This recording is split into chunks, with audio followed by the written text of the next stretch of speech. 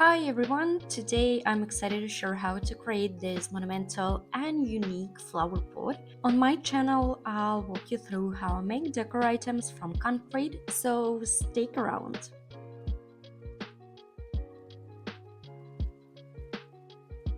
Let's get started. For the mold, I'll be using this beautiful plaster vase I found at a flea market in Rome. To protect it from the concrete, I'm wrapping in a plastic food rope. I love reusing materials, so this is leftover rope from previous projects that I simply washed and reused. I'm using a popular method of reinforcing concrete and creating pots with fabric. The process is simple. I cut all fabric into pieces, soak them in a liquid concrete mix, and wrap the fabric around the mold. This method is not only effective but also eco-friendly since you can use old, worn-out clothes. I love giving new life to materials that would otherwise be discarded. Once the mold is fully covered, I apply less liquid concrete mix to coat the entire fabric surface.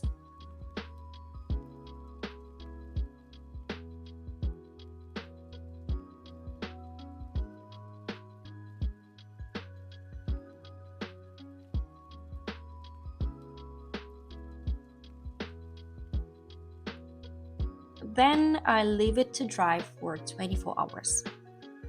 After 24 hours, I add another layer of concrete.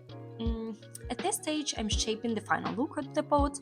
I won't do much more to the outer surface since I'll be adding decorative elements later. I smooth out the edges and adjust the height of the pot to my liking.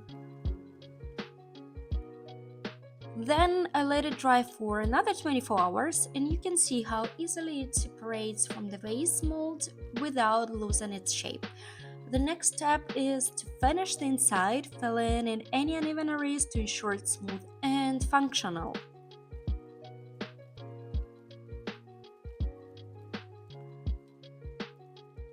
For the decorative elements around the pot, I'm crafting them out of concrete as well.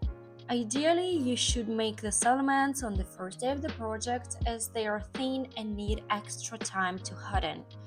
I made mine throughout the process, which caused a few pieces to crack with attaching them to the pot. A quick tip about the lids. Make them about 5 millimeters thick. You can choose to make them wide or very narrow, but medium widths can be tricky to glue. Also, decide early if you want leaves to cover the full height of the pot or you'll arrange them into shorter rows.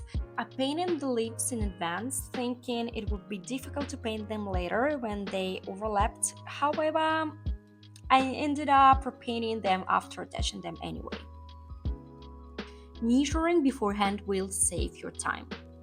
I worked intuitively, so some leaves end up too short or too long, and I had to add a second row to fill gaps.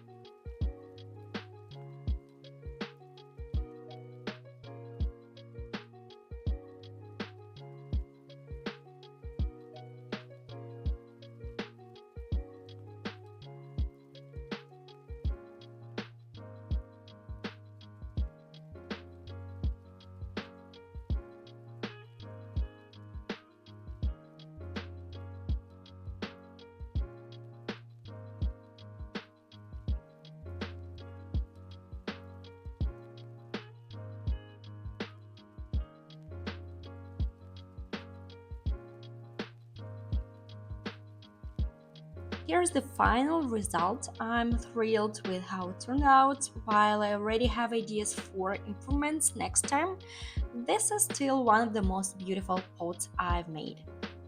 Thanks for watching. If you enjoyed this, don't forget to like, comment, and subscribe for more creative projects.